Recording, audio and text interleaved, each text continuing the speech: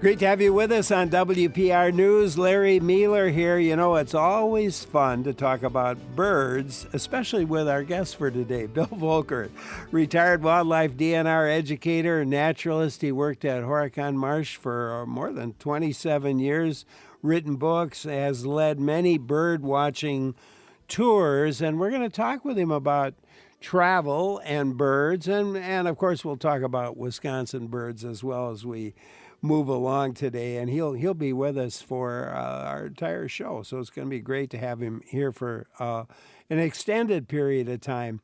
So as we talk with Bill, I hope you'll join in. Tell us which birds are brightening your day these days. Maybe you've had an experience with birds that you want to share with us. Maybe you can talk about a recent travel experience that you might have had with birds. Lots to talk about, and the number to call is 800-642-1234, 1-800-642-1234, or send an email or a photo to talk@wpr.org. That's talk@wpr.org. Bill Volkert, good to have you back. Hi, Larry. Pleasure to be here, as always. So here we are. Happy New Year, by the way. And Dan, to you as well. Any resolutions relating to birding? Yeah, keep traveling. Before we begin, I should preface this by saying that actually your producer, Clara, had invited me to be here about a month ago, and I had to change the date because while we're talking about birding travel, I was traveling. Yeah, So and a couple of exciting places. Yeah, we were just in Cuba and Jamaica for some of the special birds there. But, we're getting into starting the new year, and this is, of course, that time, as you said, for reflection. And I think we both look back at the past year, what were some of the highlights and special experiences we had, and also planning for the coming year. And for myself, of course, my highlights are always the travel. And I think for everyone, a vacation is always just something special in a year.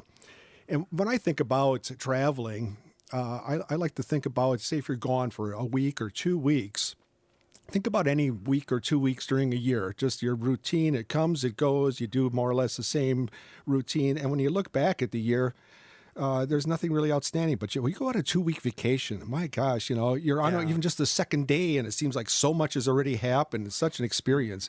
And it really underscores a year. It really punctuates that as a special experience out of a whole year. And to me, I think that's always been the value of it.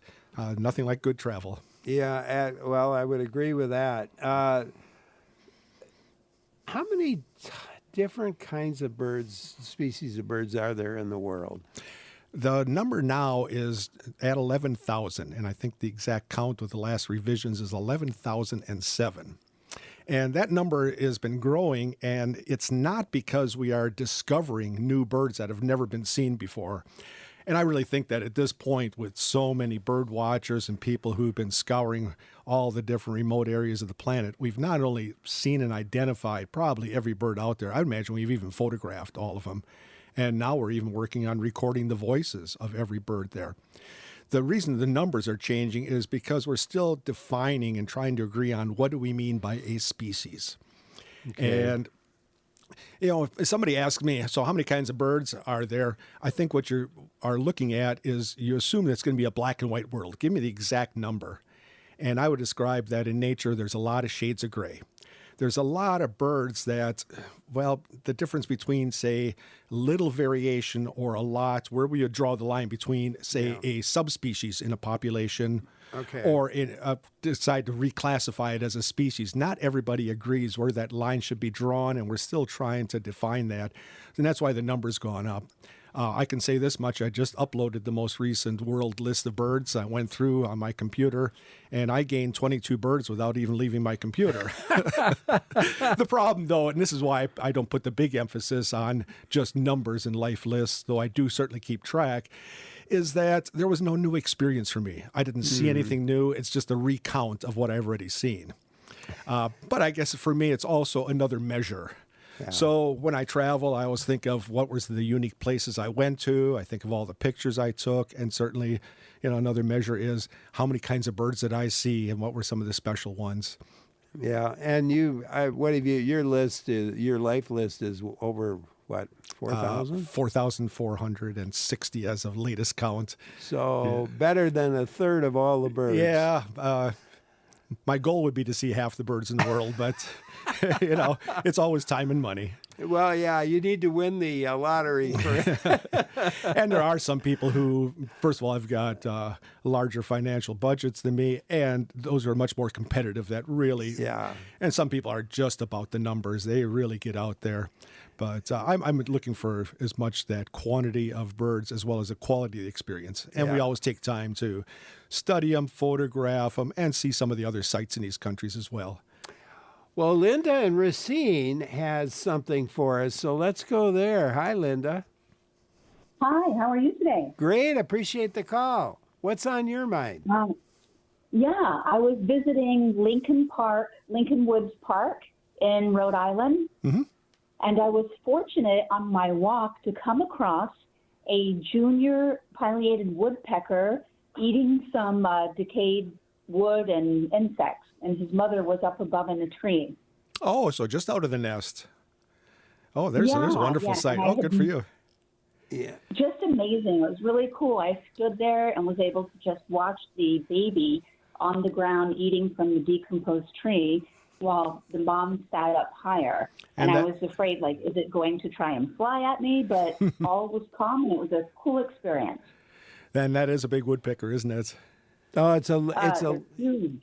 yeah, it's a great experience. I was in Peninsula State Park with daughter Emily, and we came on a pileated a pair with their young, and the young were down on the ground. And it's always interesting to see young ones that are just out. They don't have quite that full plumage and color yet, and they're also still learning. So to see them try to pick up the tricks there of how to secure that food.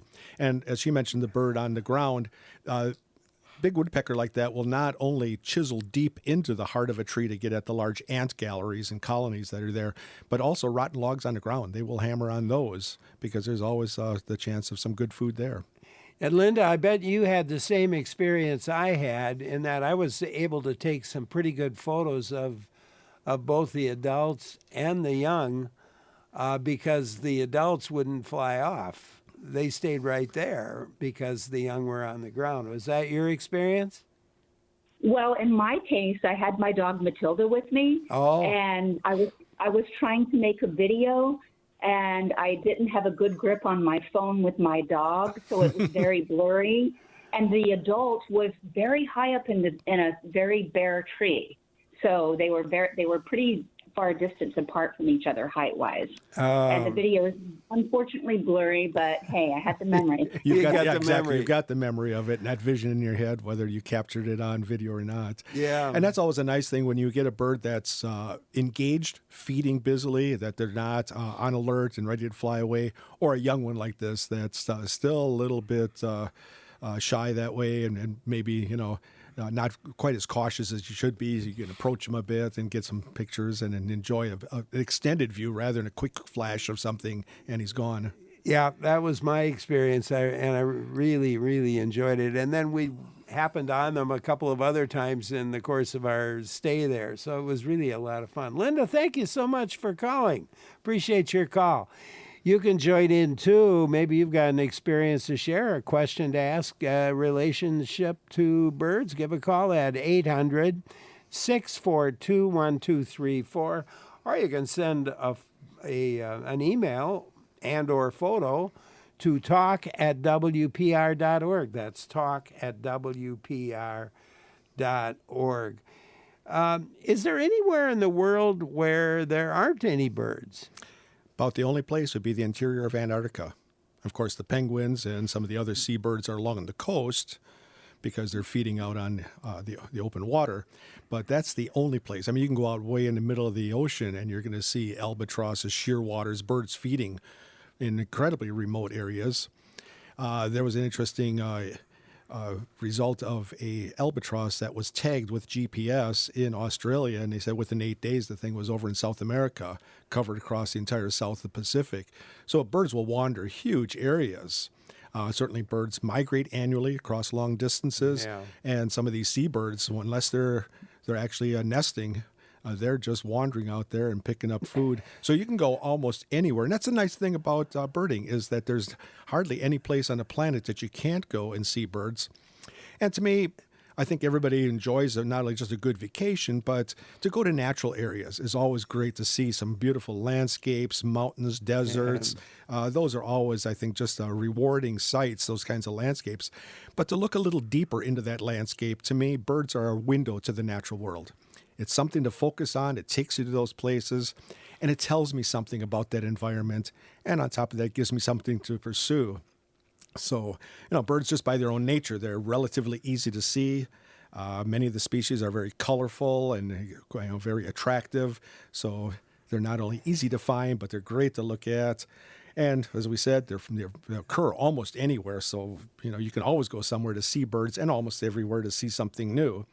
And I find that if you follow the birds, they will take you to some of those beautiful places on Earth, too. They will indeed. Bill Volkert, our guest.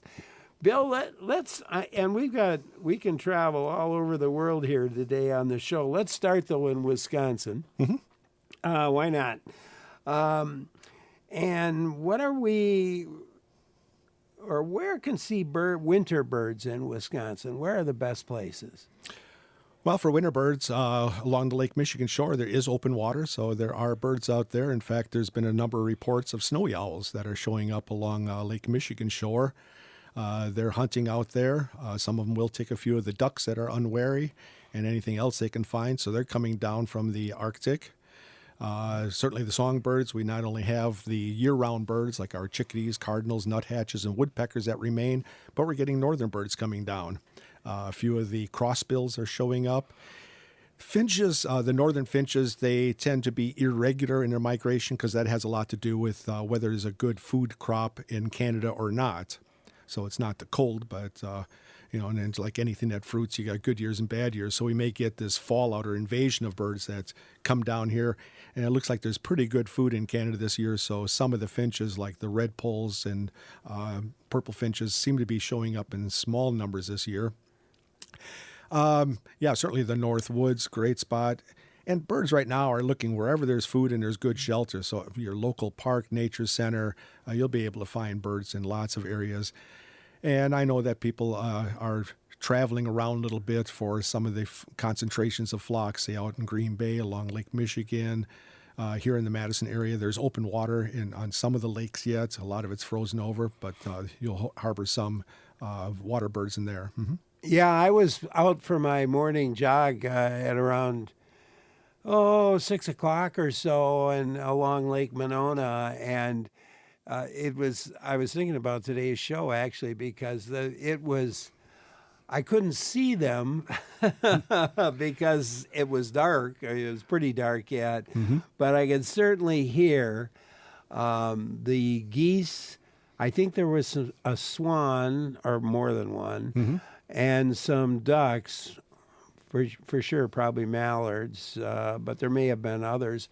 But they were all talking at the same time, and it was just this wonderful noise, wonderful conversations that they were all having at that early morning hour. And I wondered what gets them talking like that. Well, some of it is just communication. So among geese, you've got a large flock out there, but the young will stay with the adults throughout that first year. So they're keeping each other together. They do recognize voice differences.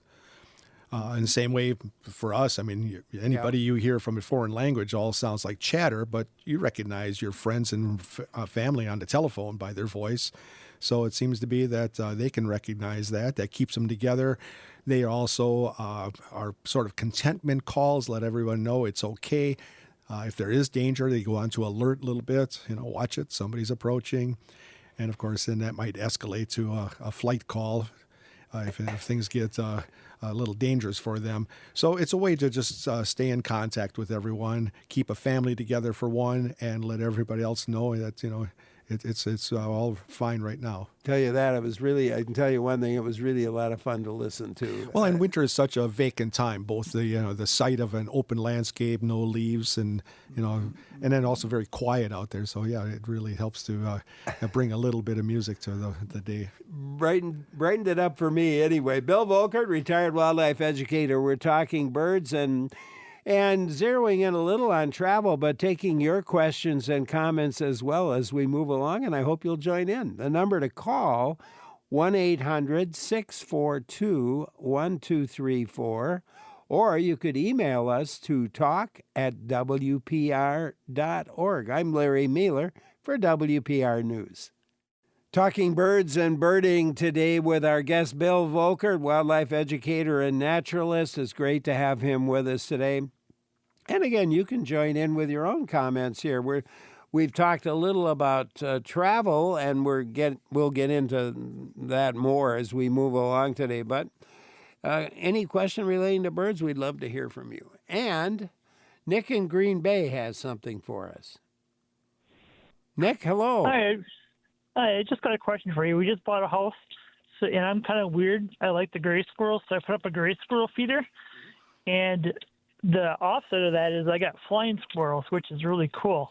How do I encourage them to stay around my feeder? I keep putting corn up, and they're really awesome. My daughter got to pet one, and they're super friendly. As far as sticking around, if you just have the food for them, they'll certainly take advantage of it, especially the big sunflower seeds. They are nocturnal, so you have to have a little bit of a light on to watch them coming to the feeders. They're really common in forested areas, so as long as you've got the trees around you, I think you're going to have the flying squirrels around, and you can lure them in a little bit by keeping your bird feeder available for them. Yeah, shouldn't be a problem, Nick. Thank you for calling. Sally in Ferryville has a question. Let's go there. Hi, Sally. Hello, Larry. Say, my question is, just lately, like in the last 10 days, I've seen a pair of bluebirds kind of landing on the bluebird nest or the box.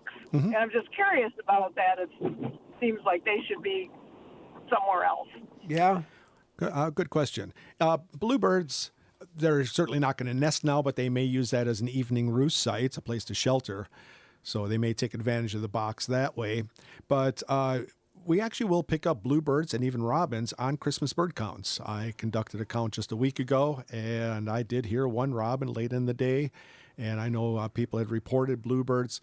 So the vast majority of those birds do migrate out of Wisconsin. But when we get the Christmas bird count, we get bird watchers all over the state looking very closely. We will find that a few remain. And so there's a little bit of a trade-off there as birds fatten up in fall time. Do they use all that energy and fly down towards, say, Missouri, Texas to escape Wisconsin winter, or do they store that fat and just try to get through? And right now they're shifting over a lot to berries, can be a food for them. So as long as that crop remains, they can stick around. So keep in mind, the big thing is it isn't so much cold weather, it's food. And as long as there's food out there, birds are pretty well insulated and well adapted to it. And some of them decide to stick around. We say the same thing with great blue heron. Probably 98% of them migrate out of the state. But if there's a little open water somewhere and there's access to food, if the fish are there, one or two of them may decide to stick around. And again, Christmas bird counts, they may show up in small numbers. And it's always a surprise for a bird like that to think that some of them are going to decide to try to make it through a Wisconsin winter. Yeah, absolutely. Sally, thank you for calling. Appreciate it. Chris in Manitowoc has something for us. Let's go there. Hi, Chris. Hi there. Thank you for taking my call. Sure. We just moved into our home in Manitowoc, and it's close to downtown, so it's pretty urban. And I put feeders outside our dining room window, and it's been about 4 weeks, and nobody has come to feed. And I don't know why. I don't know what I'm doing wrong. Well, I don't think you're doing anything necessarily wrong. It takes a little while for birds to find the food. And we also have to have some shelter nearby. So think about your landscaping plans for springtime, putting in some conifers, some shrubs, a place to shelter for themselves. That will make it feel a little bit more secure as well. And we even find that for bird feeders, those birds that visit feeders, the vast majority of their food is still gathered in the wild. It's just a matter of convenience. So you'll notice they sometimes come and go. And if you talk to enough people who have bird feeders, some will tell you that they're not seeing much. Others say they can hardly keep up. So it's a little bit of a different scene sometimes. And it may have a lot to do with your neighborhood in terms of the kind of habitat that you have, the habits of the birds in the neighborhood, whether they're attracted to that feeder. And sometimes from year to year also, you'll see that the activity comes and goes. Yeah, I was thinking about one of the feeders I have is between the sidewalk and the street out front, and there's not really a shrub there, and I don't get the near the activity I get in the backyard. Yep. Yeah, and we just came back 2 weeks ago from our most recent trip, and I had to start all over with the feeders, and it took the birds about 3 days before they even started showing up. And once the word got around among the flock, they were coming pretty regularly now. But yeah, it took a little while for them. Chris, thank you for just keep calling. the feeders full and just wait. Yeah, they'll be there. Mary in Lebanon, your turn. Hi, Mary. Hi. Well, on the 20th, I have a lot of habitat here for wildlife. And my husband planted a kind of crabapple that has berries and fruit in the fall and winter. And on the 22nd of December, I happened to look out the window, and this tree was just alive with robins. I have never seen so many robins. I'm lucky if I get a pair or two here in the summer. And so that was really interesting. And then I noticed I had it was earlier, probably in November, I had a rusty blackbird. Now, my daughter gave me Cornell membership, so then I used Merlin, and that's how I heard that sound. And then I did spot it, and then I had a female towhee, too. Oh, good for you. Good birds. Yeah, and the only time I know that we had seen a male towhee around here once, but we went to the Ashland Bird Festival, and that's where we learned about towhees and things and so on. The other thing I noticed is there are not many tree swallows anymore here.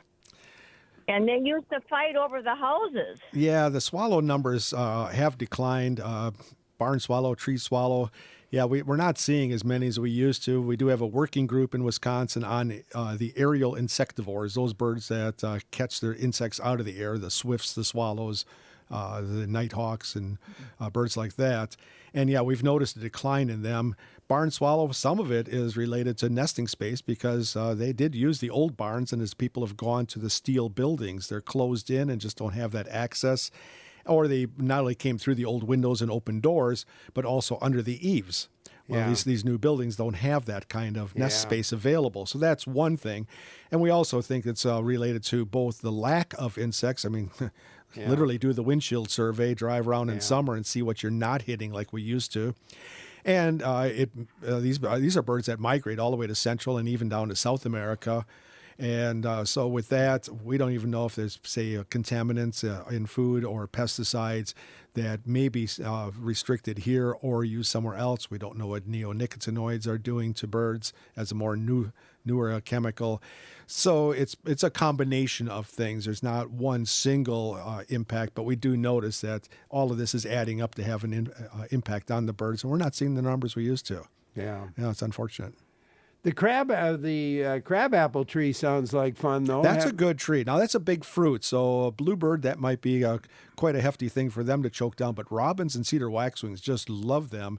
And if those fruits, they're really abundant in fruiting, they'll last well into the winter. It'll take a long time for the birds to pick those, so that can be quite the attractive tree. So, yeah, if you're looking for both a nice ornamental tree as well as something to bring the birds in, that works very well.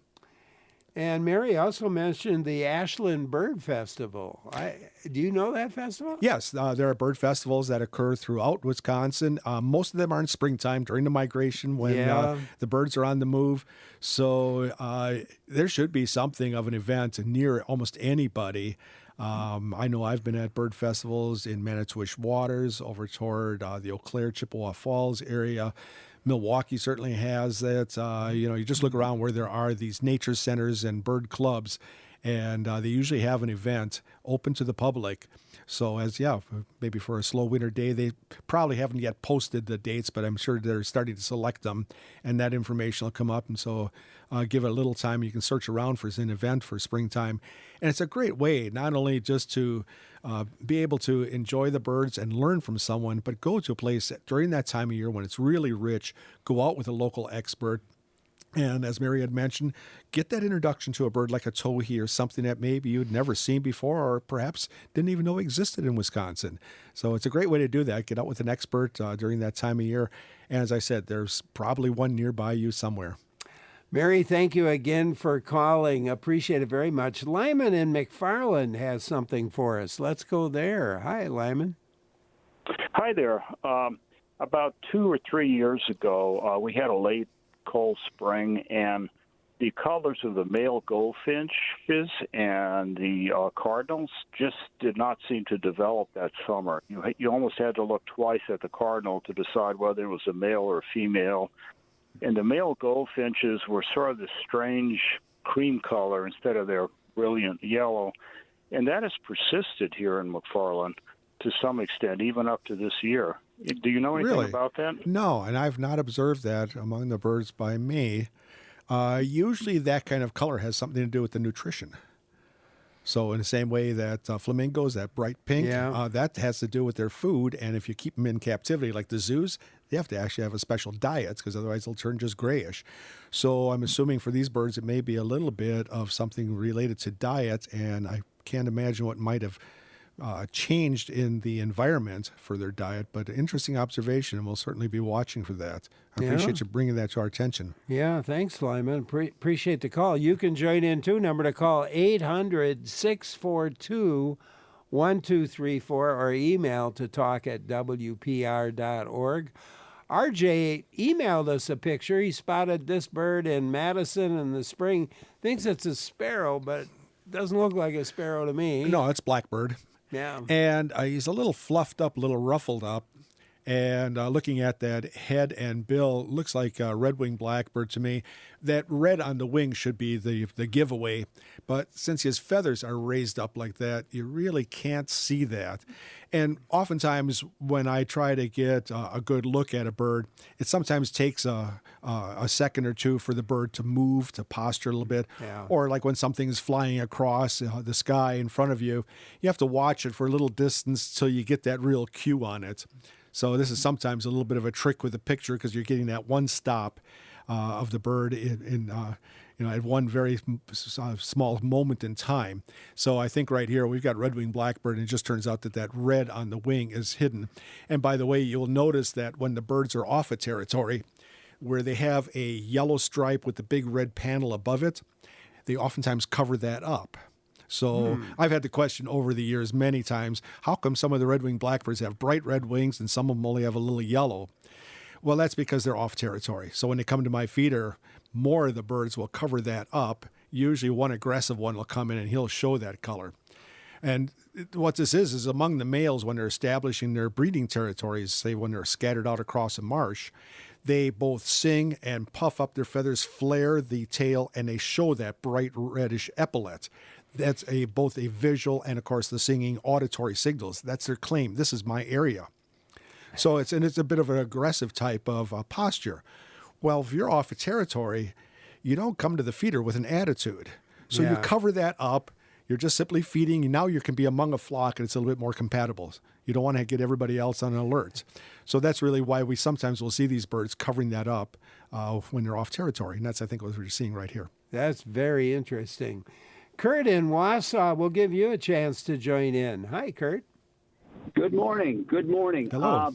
Probably about 8 or 9 years ago, I was driving in the Lac du Flambeau area, in an isolated area, and all of a sudden I noticed bald eagles. And very seldom will we head up north and not see a bald eagle, but I'm talking there had to be, 18 to 20 of various ages. Most had the white heads, but some did not have their white heads or tails yet. Mm-hmm. And I've often wondered my first thought is, there must have been some deer that passed away, or a number of deer, or somebody is feeding these things, or I've never seen them congregate, and I've always been puzzled as to what could have caused that. And when was that, Kurt? What time of the year? You know, to tell you the truth, when I say 8 or 9 years ago, it was probably more like 10 or 12, and I really don't recall. It either had to be early spring or maybe even fall, because I don't recall a lot of leaves on the trees. Yeah, it sounds like it's probably late season, and it all has to do with food. There was something out there. You're right. Deer carcass, it'll attract a few birds, but they're now feeding in close proximity and fighting over that carcass. You said Lac du Flambeau. There's a lot of water up there. Yes. Must have been some pretty good fishing available for them. Of course, there is also the Eagle Days along the Wisconsin River out by Sauk City, Prairie du Sac. The birds concentrate there because of, especially in harsh winters, it's some of the only open water below the dam, and that's where they can fish. And so when you get a lot of food in an area, that's where they'll concentrate. So, they're normally quite solitary birds. But you will get this on occasion. All of a sudden the salad bar is open, or in this case, it's the fish fry. So they're all right there. And there had to be something about some highly concentrated food that was easy pickings. Thank you, Kurt. Appreciate it. Peggy Sue and Brillion, on to you now. Hi, Peggy Sue. Hi, how are you guys today? Great. Appreciate the call. Hey, thanks for taking it. I usually call about plants, Larry, but today I have some really spectacular things to talk about. First of all, I looked out my window, my west window yesterday while I was drinking coffee and looking out the window, and here are two huge eagles sitting in the tree. They had to be 3 feet tall, just gorgeous.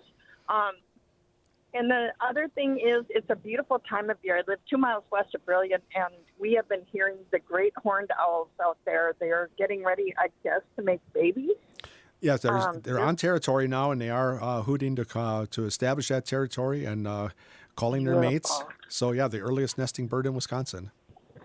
Okay, I'll have to keep my pugs in at night then, because they'll probably eat one of them. But my question for you is this. I lived up in northern Wisconsin several years ago, excuse me, and we had this huge black bird up there, and all the natives up there told me they were ravens.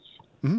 So when I walk outside of my house, they are the first to let all the birds know that I'm out there. They're big mouths, and I don't think they're crows. My boyfriend keeps saying, oh, those are crows. I'm like, no, a crow is not almost 3 feet tall.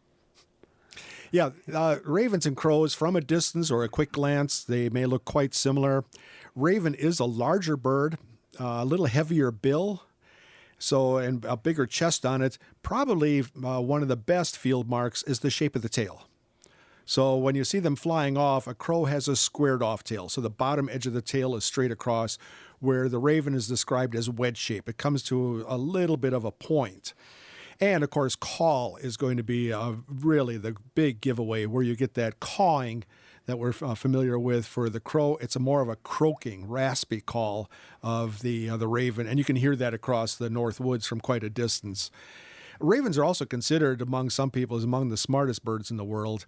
They're very curious. They have a real good vocabulary. Their vocal repertoire is a lot of different sounds. They communicate among each other. And they're also a bird that they've noticed in Alaska that seem to play. There was an anecdote of ravens actually sliding down a hill on their bellies, that they were like sledding. And there was no other explanation except that they were just having fun. And the fact that a bird has extra time just to have fun, it seems to be kind of a unique exception among birds, that here's a bird that really is a little bit different from others. So, they seem to be extremely intelligent birds. The raven, the call, there's nothing like, I've sat out in the woods in the Chequamegon National Forest in the morning, and it's quiet all around, and then you hear that raven call. And if you listen to that in crow, it is absolutely diagnostic. Yeah. That's the easiest way to distinguish the two. Peggy Sue, thank you so much for calling. Appreciate it.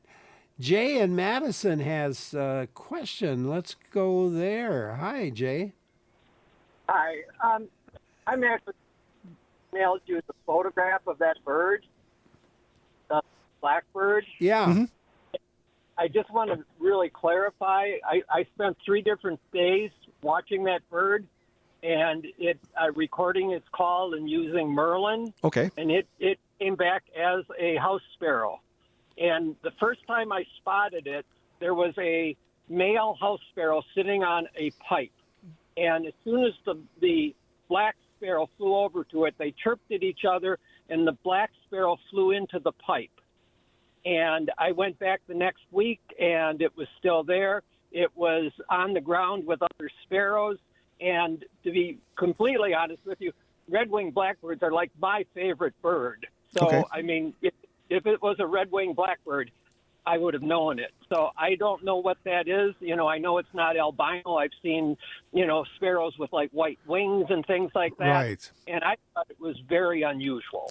Well, as you mentioned, partial albinism or complete albino does show up in birds in very small numbers, but there's a number of different species that we'll see that will have that lack of pigment. But the opposite of that, the melanism, is usually something that we don't see in birds where they turn black like that. Something as widespread and common as house sparrow, it's possible there's that mutation. And perhaps that's something unusual that you have. Yeah, it's pretty interesting. Jay, thank you for calling back. Appreciate the call. Carrie in Cronenwetter. Hi.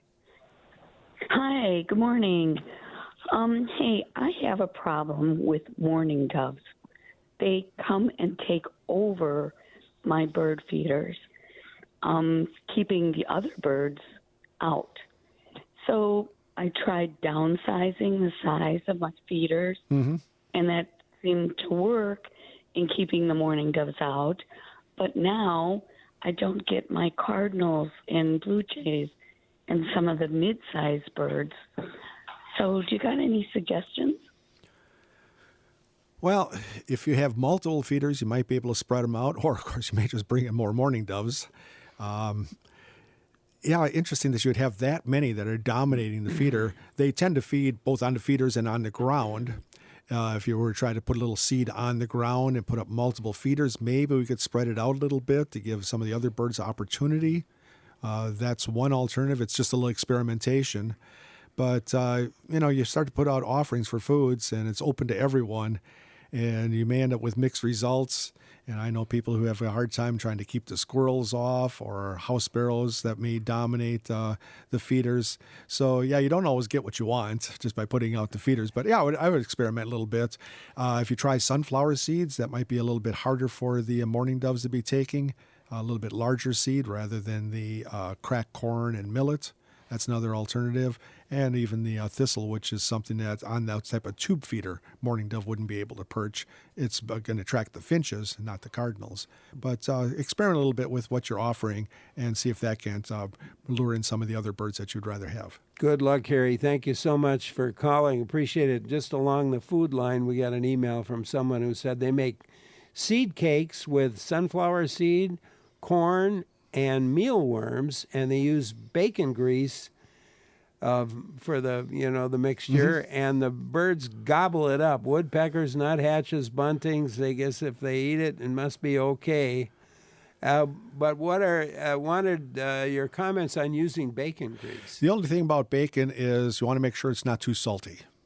The fat, the birds certainly go for it. I mean, suet, take a look at that, whether it's the say prepared suet cakes that's sort of rendered, or whether it's the straight the suet that you would get out of the butcher, the fat. That's certainly not a problem for the birds. But when we start using our food, you have to watch a little bit what might be in it, and I would be concerned about salt content. The other thing, of course, peanut butter, I wouldn't do that. That's hard to get down. I mean, you try to eat a peanut butter sandwich and not drink anything, you'll see the problem for birds. And, of course, people who go to the parks, it's very traditional to tear up a little bit of bread for the ducks. It's not easy to digest, and it's really not that healthy. So, yeah, some of the human food, they'll take it, but it may not be the best diet for them. Kim had emailed us a picture of a woodpecker at her suet feeder. And that's great, isn't it? Yeah. Pileated woodpecker come to suet feeder. Pileated. Yeah, I've seen a number of pictures, and I know a lot of people who are able to attract them. I've not had that luck. You need a little something for a big bird like that to perch and hang on. But yeah, they will take advantage of that suet. Again, this is what we have here is the suet, the fat that's in there, and yeah, a lot of birds will take advantage, including this big guy. Bill Volkert, our guest. I'm Larry Mealer. You're listening to WPR News. Talking birds and birding today with Bill Volkert. Great to have Bill back. I'm Larry Mealer. Thanks for joining in today. Appreciate your calls and your emails, and we have lots of both. Dar in Appleton wondered if you'd comment, Bill, on the white wagtail that's recently been seen in Door County, far, far away from home. What makes a species wander so far from their normal range? Is it more common than we think? But the odds of finding these wanderers are probably low. Well, I guess I could answer the first part about the uniqueness of it. As to what makes them wander, I guess that's still the big mystery. But just real quickly, there's been a couple of unusual sightings in Wisconsin for 2024. And if we just look back, there was a bird called the fieldfare, which is a European thrush that showed up. That was back in February. It was in Ashland. And then later on, a bird of prey from way down south, the crested caracara. Very common from Florida to Texas. You'll start to see them, and then all throughout Central South America. So we're a little bit of distance away from there. Then in December, early December, in Sturgeon Bay, there was a sage thrasher, which is a bird out of the southwest. And now in somewhat the same location, white wagtail, which is really from Asia. And these birds, of course, do migrate in those continents, and occasionally something will cross over, say like the fieldfare coming from Europe showing up here, or Asian birds, which is a little less common because the Pacific is a much bigger barrier to cross over. What he's doing here, how he got that far off course, it's really hard to say. And is it becoming more common or not? I don't know. Are human impacts, environmental changes disrupting some of the bird movement? We don't really have a good history, but I've always thought about it in the past.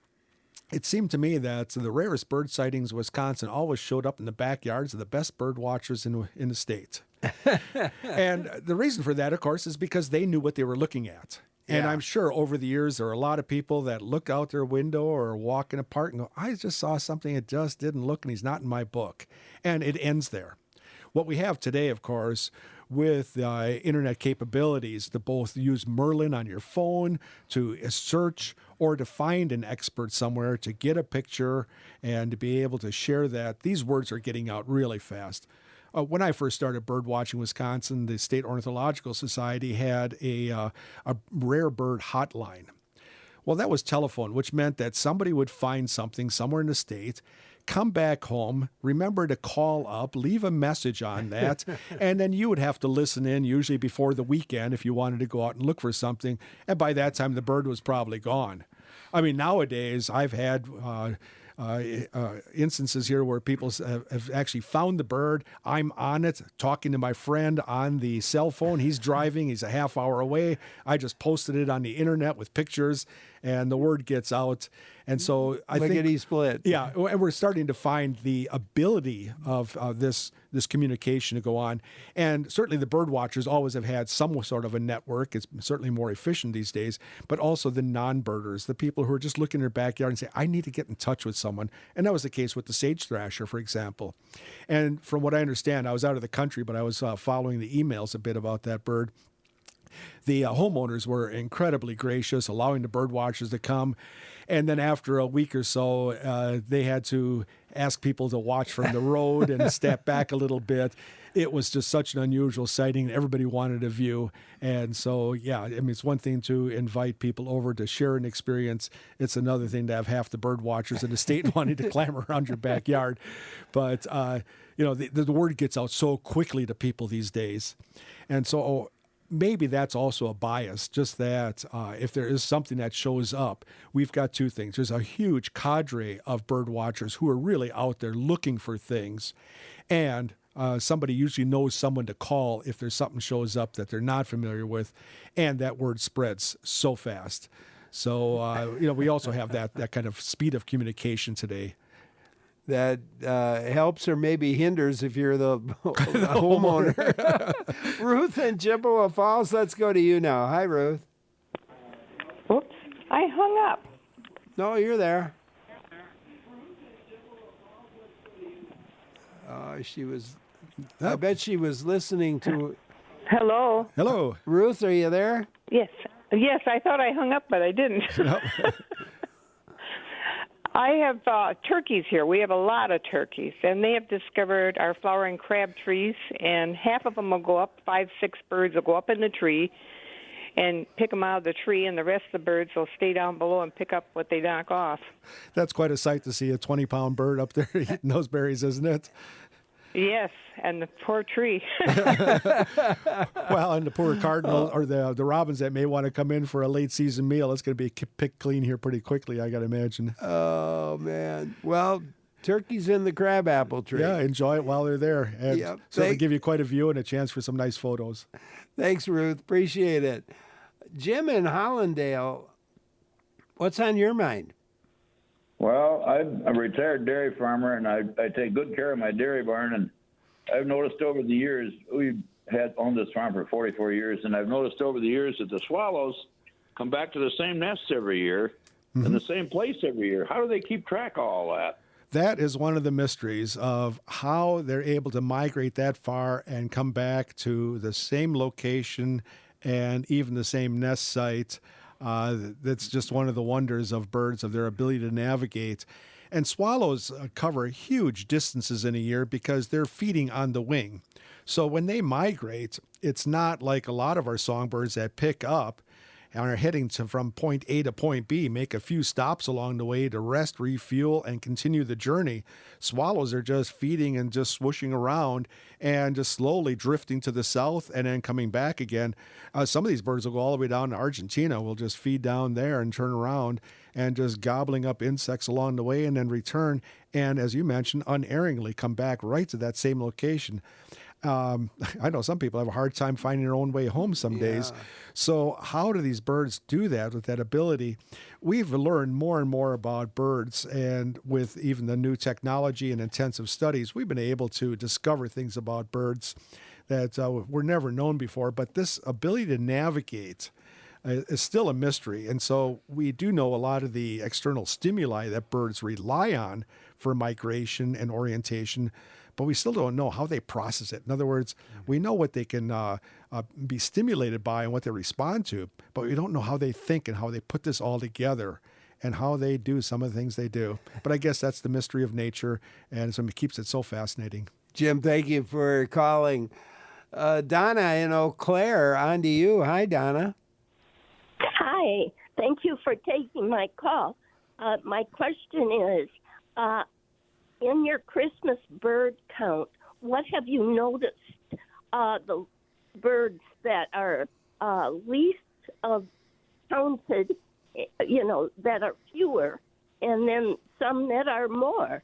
I just moved here from Grand Rapids, Minnesota, and we always had certain numbers of birds that decrease depending on the weather, too, of course. So I'll listen to your reply. Thank you. Okay, yeah, thanks for asking. So what are the bird counts showing? Well, of course, as she indicated, there are those annual ups and downs and changes. As we talked earlier, the finches, there are some years where they really invade into Wisconsin in large numbers. Other years, we hardly record them. Snowy owls tend to come about every 4 years when the lemming population crashes in Canada. So some of these are either somewhat regular cycles or somewhat erratic cycles of birds. If you want to look at trends in populations, that's a matter of over time. So you want to try to take a look at, say, 10, 20, 30 years of data. And what we find is that no doubt, with human impacts and uses of the environment, we change the land dramatically. And there are some birds that certainly do suffer from that. But what we find is that on average, about a third of our birds are increasing, a third are remaining the same, and a third decreasing. And what it comes down to is, as we alter the land, there are winners and losers. So every time we change it, some of them actually benefit, which tend to be the generalists. Yeah. So those are the common birds that always get by. The specialists are the losers. Bill Volkert, our guest, he'll be with us right through the show today. It's great to have him with us to answer your questions. And we were talking travel, but we haven't gotten into much travel yet because we've had so many good questions, which we always enjoy. And we'll be back with Bill right after this look at the news. You stay with us.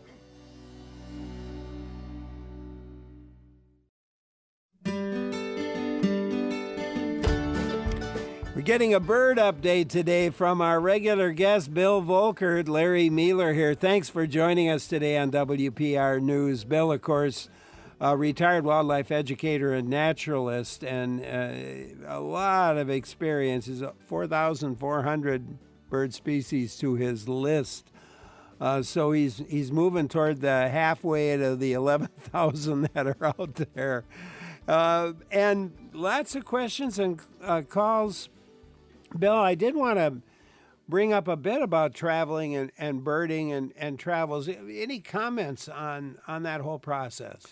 Well, once you have explored and discovered the birds that we find here in your backyard, around Wisconsin, or even starting to travel around the United States or into foreign countries, there's two ways to do it: either joining an organized tour or the independent travel. And each of these have their trade-offs and their benefits. If you join a tour, it's simple. It's already packaged, put together. Somebody knowledgeable has organized everything for you. You've got a guide who knows both the hot spots, how to get there, and knows the birds. Oftentimes they'll pick up a local guide who's an expert for that particular property as well. And so you'll see more birds that way because you're with an expert the whole way. Independent travel, well, this has been my preferred way of doing it. And they're actually one of the reasons why I started traveling independently was at Horicon Marsh. I was always with people. I was always the tour leader. And as such, I was always the instructor, the teacher. By traveling independently, I don't have an expert to always tell me everything, so I have to study them a little bit more intensively. I became the student again and a chance to discover it. I will admit, I pick up a guide whenever I can, because I can find quite a few birds on my own in a country, but no, you need the local who's going to take you to the rarities and is knowledgeable. And then it's fun just to learn a one-on-one of somebody there that knows those birds. And it's great. I can travel a little bit longer, I say, for the same budget as you would. I may not find as many birds. The other problem of traveling independently is I always rent a car and do the driving. And trying to, first of all, find the place. I can't tell you how many countries I've been lost in. Yeah. So that's always a challenge. And I can see I wish somebody would just get me there right away. And the problem on your own is just driving itself. I'm pretty used to it. I've done a lot of that, but it's right side driving, left side driving, and always what I call freestyle driving, where there are no rules or very few, or nobody obeys them. So you'll commonly see in Central South America that type of driving where lines on the road are just advisory or suggestion. Yeah. 2 lanes become 5. I will admit that's probably one of the more challenging drives I've ever done. Is I actually drove a car for 1,000 miles in India. Even the locals couldn't believe that. They said, we don't drive in this country. But it gave me the independence because I can take a side trip. I can drive down some road. I can stop for a photo along the way. We can do it at our own pace. So, there's, again, a little bit of a trade-off of how you want to travel. But, one way or another, to get to those places and be able to see these birds, it's really quite an experience. And I would have to say good travel is habit forming. I know a lot of people who've never traveled. I've had some say, well, I'm not interested. I don't want to. I think part of it is they haven't discovered it, and there's a real apprehension to get out of your comfort zone and go somewhere completely different, distant, foreign, maybe you have a different language. It can be quite uncomfortable. That's why a group tour is really nice. But once you discover that, and you've been there and you open your eyes to it, and you've seen that richness of birds and landscapes, all it does is want you to see more. So, it becomes habit forming. Bill Volkert, our guest. Earlier in the show, we were talking about crows and ravens, and you were talking about the differences between crows and ravens, and the calls came up. Mm-hmm. And Jeff and somebody else then emailed and said, hey, how about hearing the sounds of a craven versus of a raven versus a crow. Mm-hmm. Craven would be Scott Craven, Yep. and he would sound quite a bit different. So let's hear. I think Jeff's got him up here. Yes, please. Let's hear. Just start with whatever you got, and we'll identify it.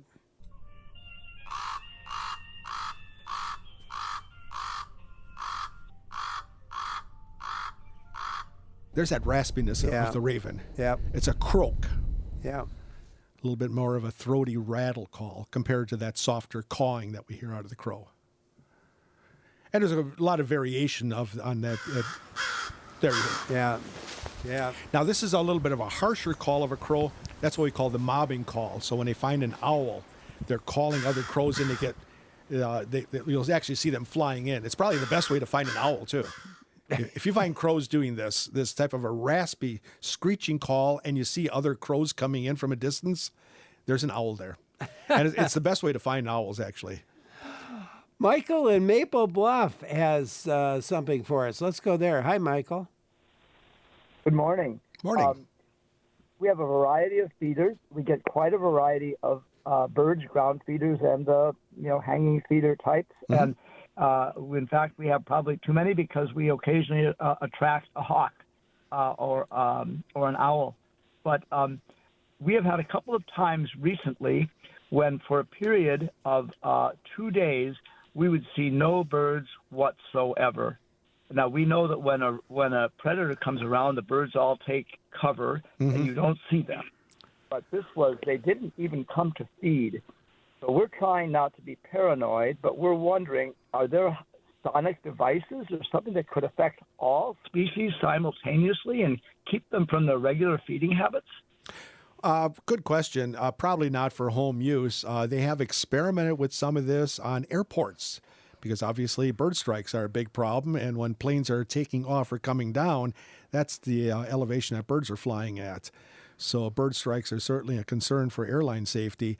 Some of them have tried different kinds of calls and things. Some of it is even playing the stress calls of some of the birds to try to keep them away.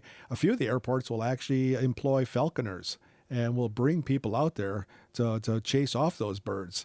So yeah, they use multiple things, but I think you always have to change it. The problem if playing a recording is they'll habituate. So you have to watch a little bit there too, that the birds just get used to. It's like, no, nothing to worry about.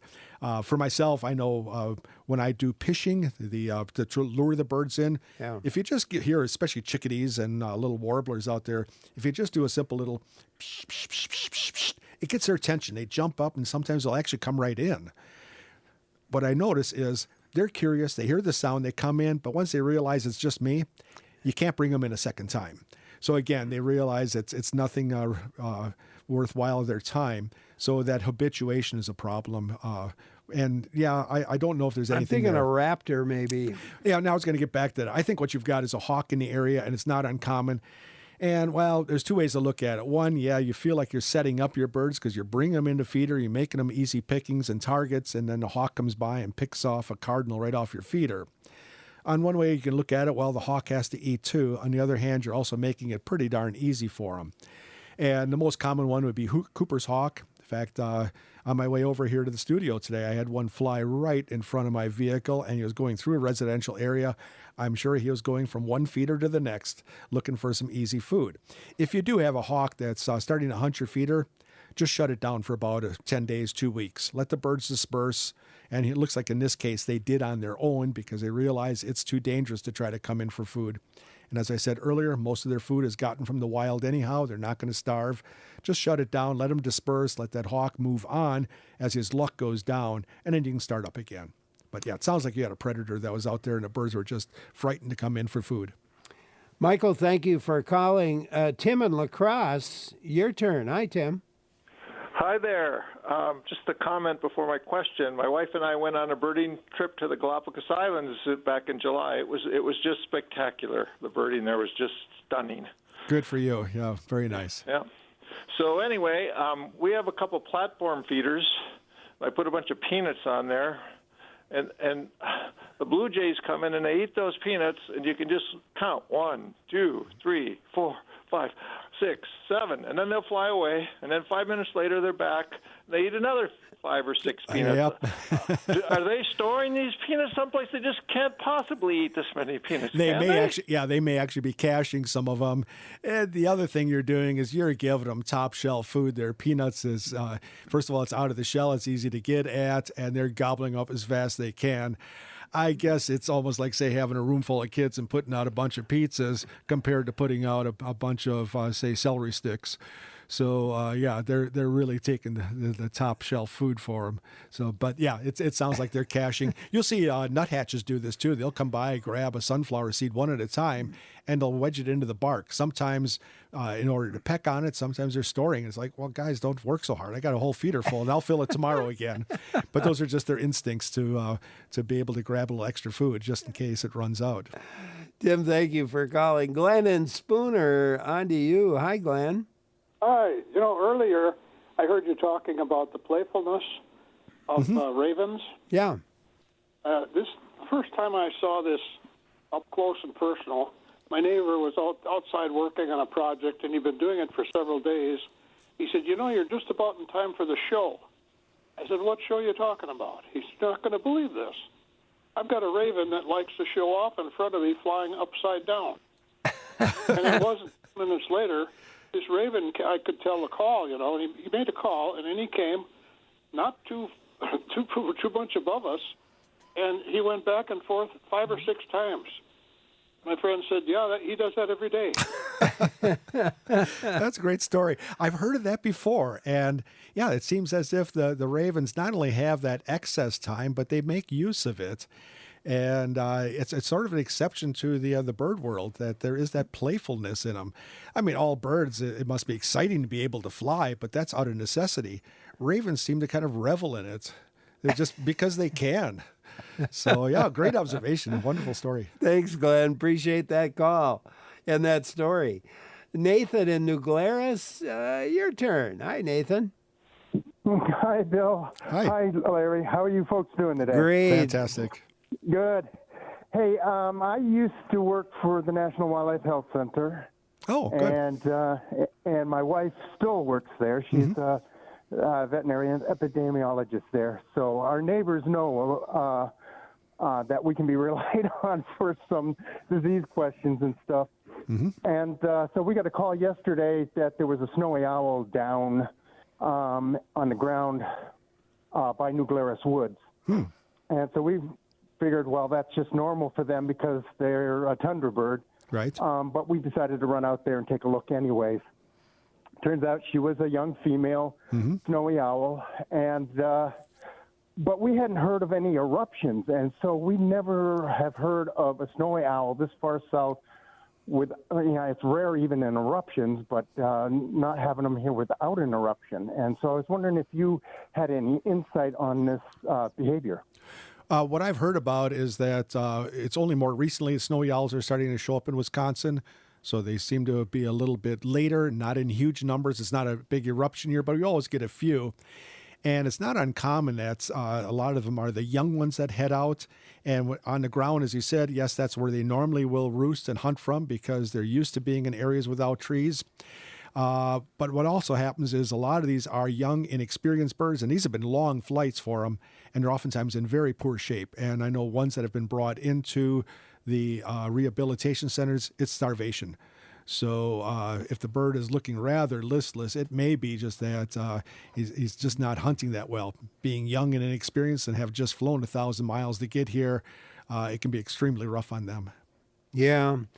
And we did a show on snowy owls not that long ago with a DNR guy who keeps track of the snowies in the state. At that moment, I think there were 28 that had been noticed in the state this year. And as we said earlier, with so many bird watchers out there, we're getting a pretty good count because it's very much a sought-after bird for people to want to see, and people are going to desired spots for them and really looking for them, too.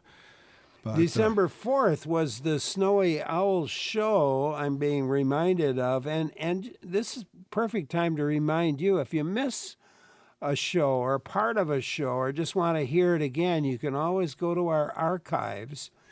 And if you go to wpr.org/Larry, and then you can scroll through and find the appropriate date. In this case, for the Snowy Owl Show, that was December 4th.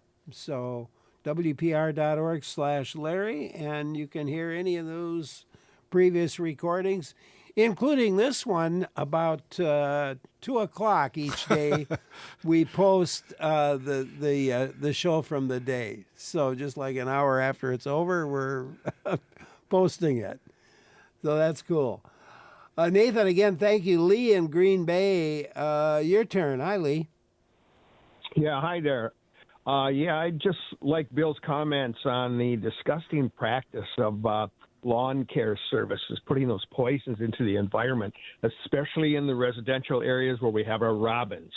I'm wondering how many robins are being poisoned, not only robins, but any birds. And then one more comment to the listeners, don't let your cats run loose. They take so many birds every year.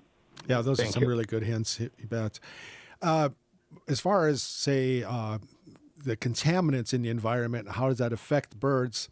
It certainly can't be good for them. They're certainly exposed one way or another, that they're either feeding in areas or maybe even their food itself is accumulating some of those chemicals.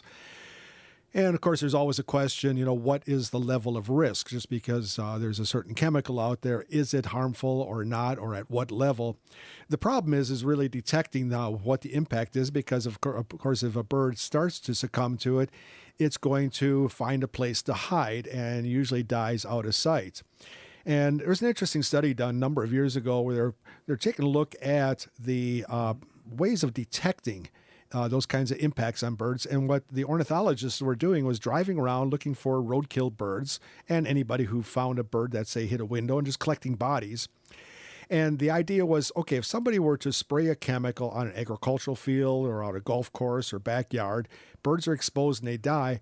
How long do those carcasses lay out there that we can go and survey and detect this?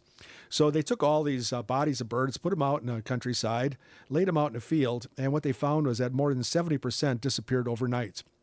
So the scavengers were out there picking them up right away, and within 3 days, everything was gone. So those mammals out there as scavengers, and we're talking about the raccoon, possum, skunks that are all out there looking for any easy meal, they're picking this stuff up as fast as possible, and during the day, the vultures come in. So in other words, if something were to die, you'd have to find where it had found a hiding place and get out there almost within, say, a couple of hours of it keeling over.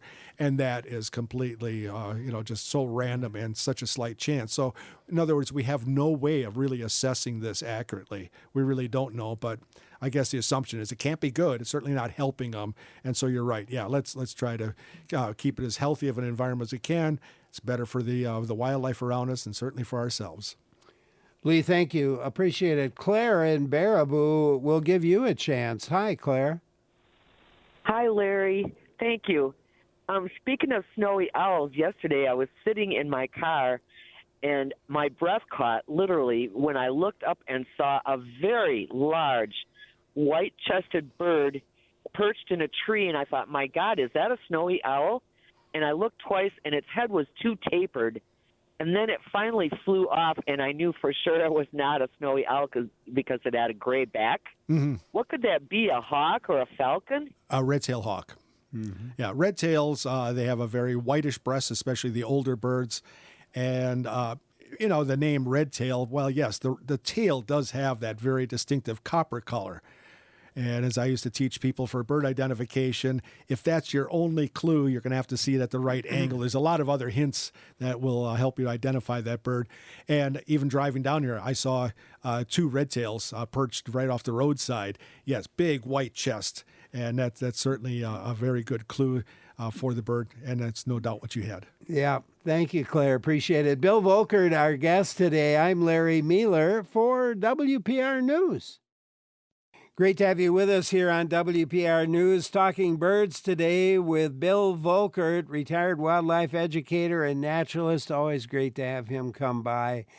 And callers online and some emails. Let's go to the phones. Cheryl in Mount Horeb, your turn. Hi, Cheryl. Good afternoon. I've been listening with great interest to the program today. Thank you so much. My question is in regard to amounts of magnetite that might be in bird brains and whether the magnetite is used for navigation. Thank you, and I'll listen to the response. Oh, good question. There was a very old study, kind of classical one, or I think it was back in at least the 1950s or even late 40s. And this was looking at that very thing, is do birds navigate by magnetic fields? And this was a captive little flock of homing pigeons. We know we can take them way out in the countryside. They fly around and find their way right back home, where the name came from. Well, they took the birds, these were from around the New York area, drove all the way down to Virginia, and before they released them, they took one sample group and they put a little brass plate on their head, just to make sure that just having weight on your head was not the problem. The others got a magnet. Sure enough, the ones with the brass plate found their way back home, and the ones with the magnets were circling somewhere, and it seemed to interrupt with their navigation. So we do know that this is one of the environmental clues that at least some birds are sensitive to. And as we talked about earlier, 11,000 species of birds. A lot of them are not migratory, especially in tropical areas. Others do move around short distances or seasonally, and others undertake some very long migrations. And among that whole vast spectrum of migratory birds, do they all use that? Are some birds more sensitive to certain other environmental clues? We do know that some birds use stellar navigation. They migrate at night, so the stars are important. What happens when it's overcast? We do know that certainly pigeons are sensitive to magnetic fields, and we think that sandhill cranes or the whooping cranes certainly are. You know, whooping cranes, we've kept really good track of each individual because of the investment in there, and it's a highly endangered bird. And the ones that we've originally trained to go south by ultralight, they're now following others. Well, all we have to do is train them to go south. They find their own way back again. And we've had instances where some birds were just plain off course. There was one found in South Dakota, one in Michigan, and one in, I believe, was Connecticut. They got off course, but what's interesting is you plot where they are, it's at the same latitude as where the release site was. They knew how far north to go, but they seem to have to learn from the landscape how far east-west to get to where they are. So they seem to be using certain clues. Geographic features are certainly important. Birds migrate up and down the coasts, along the Mississippi River, follow the Rocky and Appalachian Mountains. So those are very important. Right here in Wisconsin, no doubt the Lake Michigan shore is a very important north-south corridor for birds. So these are all multiple kinds of stimuli that birds rely on. But as I said earlier, how do they process it? Now, how do they think? And what are, say, the fallback of this if stellar navigation is important, but the clouds roll in? Winds are certainly going to be important. You want to go north, you want a south wind behind you, but it won't give you the direction. So we're learning more and more about bird migration and about their behavior than ever before. And with the advances of scientists, we're able to study things like not before. But this processing of birds, what are they thinking? Getting inside that little bird brain is still a mystery, and I think that's really kind of the joy of it. There's something we probably will never completely understand about it. It's just the marvel of nature, and it's just wonderful to see, and I think it's a little bit humbling that these birds are doing things that we just cannot explain completely. Yeah, absolutely.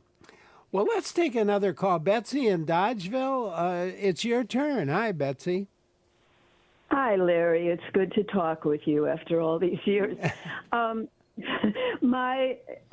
live in the town of Dodgeville, so in the city, it's in quote, and have lived here over 50 years.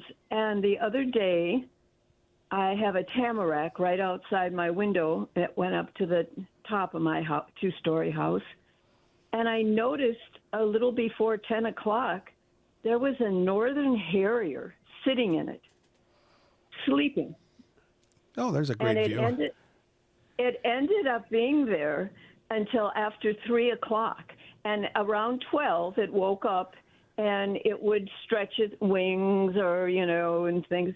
And I kept thinking, well, it must have had an early breakfast because I've never seen northern harriers in town. I've seen them outside of town, low over the prairie.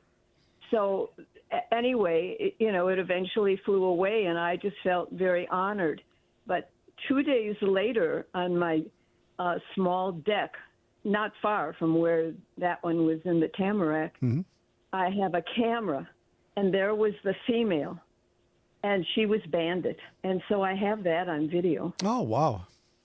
And later that day, I saw her twice, right near that tree, right in the tree that kind of intermingles with it. And I thought, what were they doing in town? I do feed birds there, but of course, no birds showed up while the harrier was sleeping in the tree. But Yeah. it was exciting to me. Oh, very exciting, and you're very lucky to be able to enjoy that.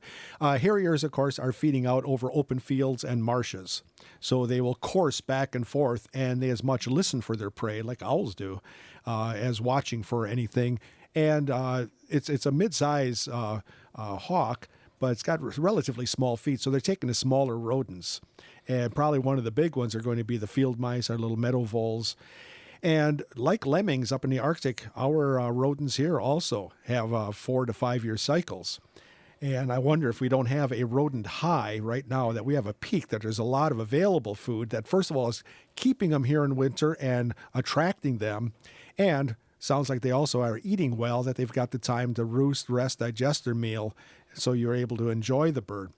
I remember years ago, we had just a absolute rodent peak around Horicon Marsh. And I had never seen so many hawks. And normally hawks do not tolerate other birds hunting nearby. They need that big area, so they've got it all to themselves for any potential prey.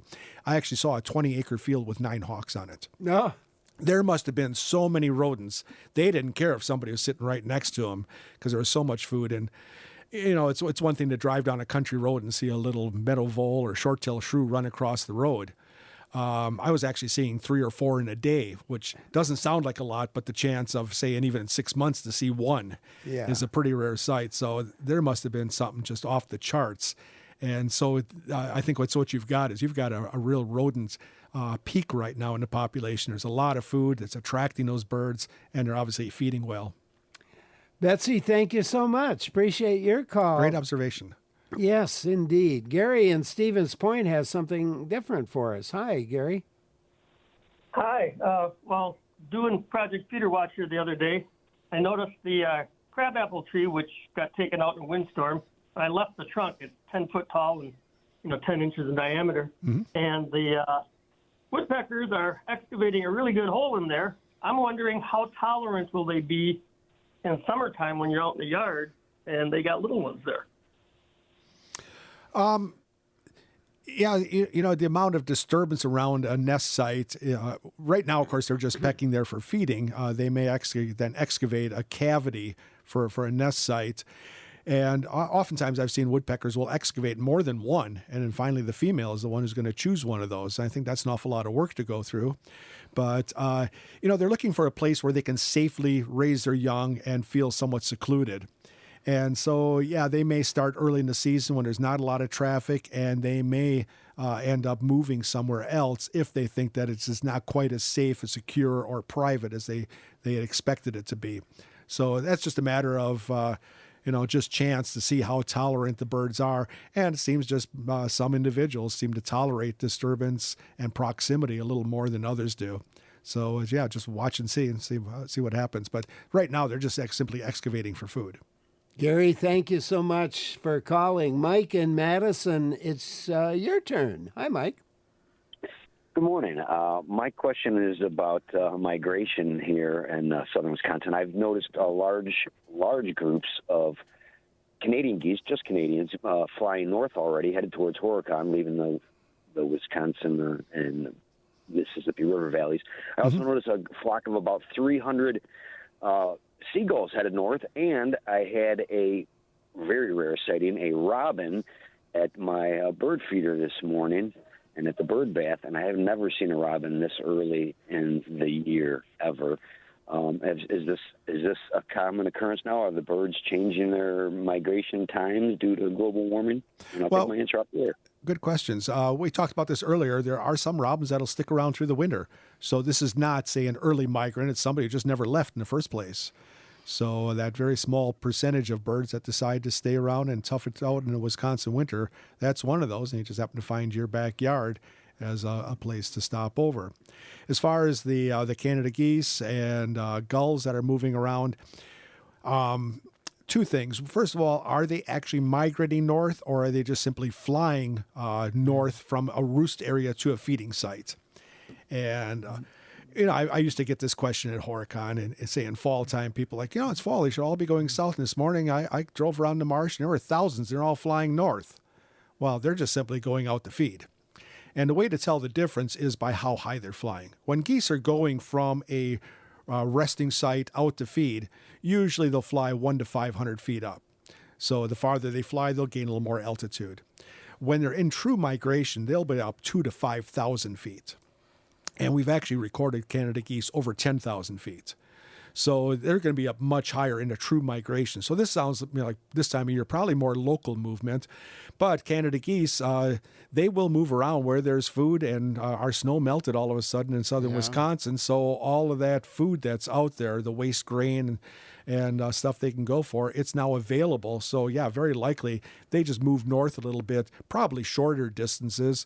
Maybe we could call it a migration if they came up from Illinois to feed here. But yeah, it looks like all of a sudden food became available. And same thing with gulls, as quite the generalists and feeders.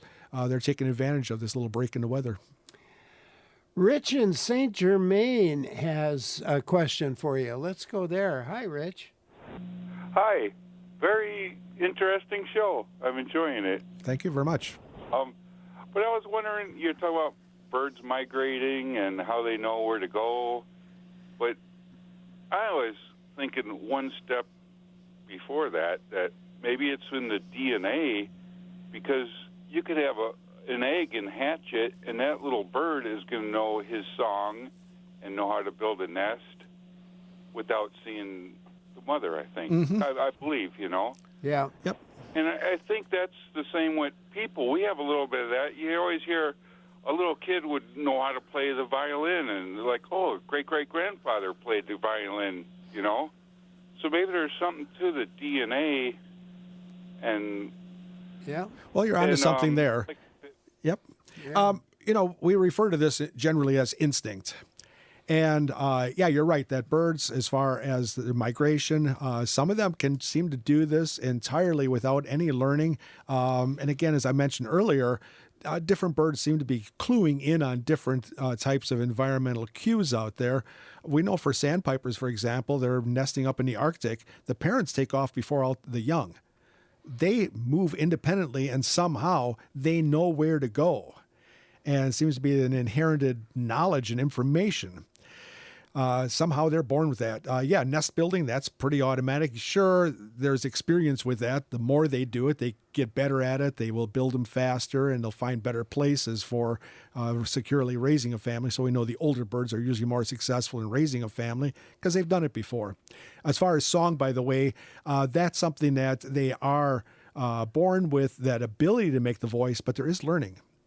And so we've actually done this where we've taken eggs out of the nest so even the developing embryo doesn't hear the adult, raise it in a laboratory, and it has the voice, but it doesn't make the full song. That's why we actually find there are dialects of birds across the country, because some learn a little bit of a different language, so to speak, or a different accent of the song than birds somewhere else.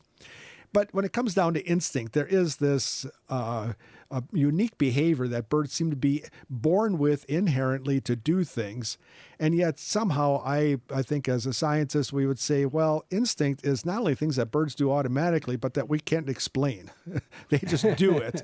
So we just sort of write it off as instinctive because we really have no way of knowing how is it that they're born with that ability or that information, that knowledge. It's just what they do, and we have no idea how that's passed on or in what part. And you can just say it's in the DNA, which again is about as descriptive as saying it's instinctive or it's inherited knowledge. It just means that really they do it automatically, and I couldn't tell you. Deb emailed us, how in the world do little birds keep from freezing, especially their little feet? Well, yeah, you watch ducks that are standing on the ice and walking out there. You sure wouldn't take your shoes off and walk around in this weather. But first of all, birds are developed quite differently from us. Take a look at their feet. It's really just tendons and scale. So it's not muscle like we have. And it's just really all they have to do is to be able to flex that leg to move around or hop, and of course to move the toes to be able to perch and cling to something. So they, first of all, don't have that real heavy tissue. There's not a need for a major vascular system. They, of course, can't let it freeze. But the body temperature is much warmer than the temperature in their feet. If it was, say, a duck that's sitting out on open water where that water is at, say, 35 degrees, that would be sucking the heat right out of their body. So they chill the feet down, they close off that vascular system, and then they have a counter current flow system. The vessels are right next to each other. So as the blood is going out of the body, it's being cooled, so they're not losing the heat, and then it's coming back up again and warming within the system. So yeah, they're superiorly adapted to be able to survive out there at those temperatures that for us, I mean, you can hardly take your gloves off for 5 minutes without suffering frostbite. But that's, again, the wonderful adaptations that birds have to these harsh environments. Alan Hillsborough wonders how to attract barn swallows without building a barn. Well, I don't think you have to build an entire barn, but I've suggested this to groups where, first of all, you need a little bit of a tradition or an opportunity where you have the barn swallows in the neighborhood because, as a caller mentioned earlier, they're coming right back to the same place. So it's tough to attract a new group, but if you've got them somewhere nearby, you might be able to get some of those neighbors and bring them in. And what I would suggest is if you've got them nearby, we talked earlier as well about these steel buildings, there's just no place to put a nest. Yeah. I think if you were to do a long shelf under the eaves, you would then have that sort of attractive structure. It's sheltered from the weather. It's a place to perch a nest because these are little globs of mud they're using and fiber in there. So they need a place to be able to adhere that nest to and to be sheltered. So I think we could actually structure it that way. And of course, the problem is that for construction, it's not important, but we could add it to it very easy for the sake of the birds. Terry emailed, he has 5 turkeys in the backyard in Wauwatosa feeding on sunflower seeds under 4 feeders. The squirrels have claimed the territory as their own, so the interplay between the turkeys and the squirrels is entertaining. And Terry has a new respect for squirrels. They do not back down, and they are tough. Especially for a turkey that's 20 times his size. Yeah, they get quite aggressive over the food. And, it's interesting that, right in town like that he's got the turkeys. That has been a success story. Yeah. The turkeys have done so well. The original range for turkeys in historic times was from roughly La Crosse, Green Bay area, that southern part of the state, southern third, so to speak, is where we found them. Now they're all the way up to the Lake Superior shore. I think the only place we don't have turkeys or very low numbers would be the far northeast in that real heavy woods. It's just not the kind of food available. So they have reclaimed Wisconsin and expanded to areas way beyond where they originally were. And I remember when we first wanted to bring turkeys to the northern Kettle Moraine, we were successful in getting the first couple established in the Driftless area in Crawford and Vernon County. And we had nobody with turkey experience in Wisconsin because we hadn't had turkeys for 100 years. So we brought a biologist from Tennessee. We had him come up and travel around. And I remember him telling us, he says, we've got a rule of thumb. If you have 10,000 contiguous acres of mixed oak forest, you'll have turkeys. So we captured some turkeys from Crawford County, brought them to Kettle Moraine, and they've done well. I've seen them not in 10,000 acres, but 10-acre woodlots. Yeah. They've done better than even the experts would have predicted. So, yeah, what a comeback. It's amazing. And they're right in town in people's backyards, eating their crab apples and everything else. Bill Volkert, our guest today. I'm Larry Mealer for WPR News. Talking birds today on the program with Bill Volkert, Larry Mealer here. Thanks for joining in today. Mike in Algoma has a comment for us about barn swallows, I believe. Let's go there. Hi, Mike. Yeah, good morning. I moved in outside of Algoma about 50 years ago, old barn, and there were probably dozens of barn swallows in the basement. And that went along for quite a few years until maybe the last 10 or 15, where they started to drop off. There weren't nearly as many families coming back. And the reason for that, as I can understand it, is that there's no longer agricultural activity going on in the near area that there used to be before. So they need the mud in order to build a nest. And with fields and alfalfa with very little turnover, I'm thinking that that's the reason why they're gone. Well, yeah, you're right that they do need something for the nest construction. I think after any rainstorm, they usually can find a puddle somewhere. I've seen them picking mud from there. Probably the bigger impact is just a tremendous decline in insects, that there just isn't that food out there. And they are somewhat colonial. I mean, you've got a good barn, you can have not just a single nest, but you've got a whole series of them there. And what happens for these colonial nesting birds is it's very hard to attract them to a new site. So you could build a barn or a structure right now, but you have to have them somewhere in the neighborhood to track them from and get the first few to actually use it and start a tradition. The problem is they're also very easy to lose. And as the populations begin to decline, once you've lost the last ones, there's that complete break in tradition. And so since they're going back to the very same place, if you lose your colony, it's not easy to bring a new colony back again. And so as I've watched birds, I've studied great blue herons and egrets, and we've watched our purple martins, same thing. Easy to lose a colony, but very hard to start a new one. And that seems to be kind of a rule of thumb about these colonial nesting birds.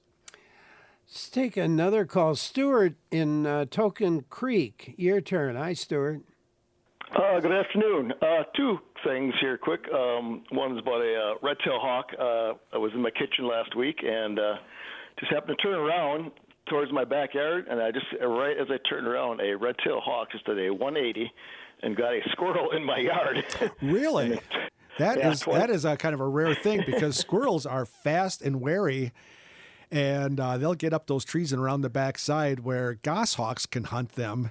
I've read about goshawks hunting cooperatively, where one will actually perch, scare the squirrel to hide around the backside of the tree, and all of a sudden the mate comes in and snatches them. But redtail, this is a bird that tends to be not real maneuverable for a bird like that, so they tend to pounce on things.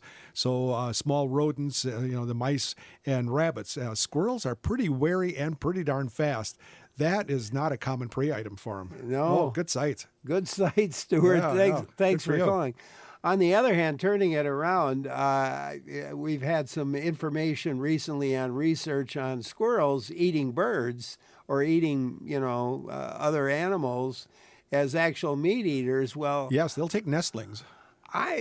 I mean, this is something we've been hearing reports on for years on this program, and I didn't think it was any revelation at all, to be perfectly honest. I thought it was pretty common knowledge that they are somewhat, as you say, meat eater, that they will take especially nestlings.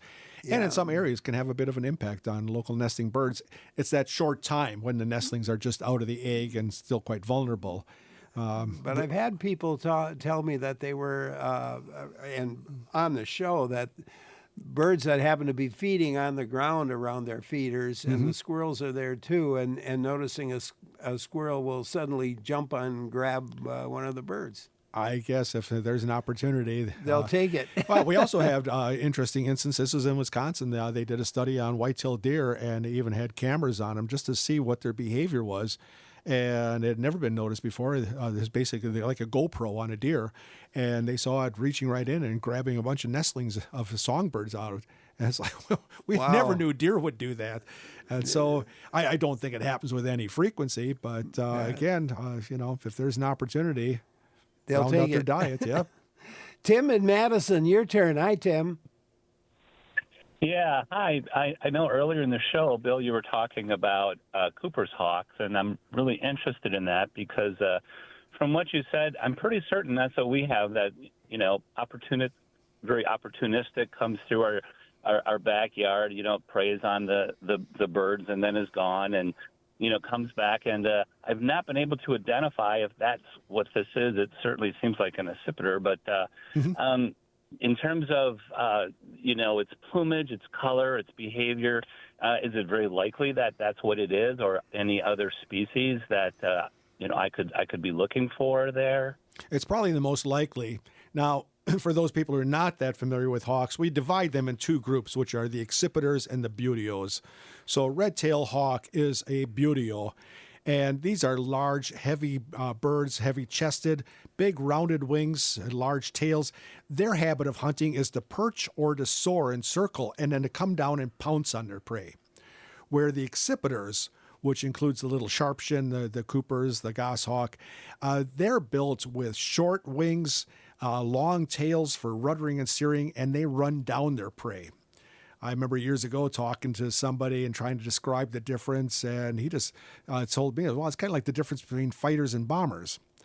And you've got something that is a big, heavy wing load for a red tail. And like I say, it's very unusual for him to be that maneuverable to grab a squirrel, where Cooper's hawks, they will run down their prey and they can just kind of twist and turn and weave through the trees. The hard thing is between Sharpshin and Coopers, females are larger than males in all the hawks. And so a large Sharpshin, which is the smaller cousin, can be as big as a small male Cooper's hawk. Mm-hmm. So there's a little oversize. You can't strictly go by size. But if you see, say, a small male Sharpshin, barely the size of a blue jay, compared to a Cooper's hawk that will be well over 12, 14 inches, if they're on the extreme, size alone is pretty easy.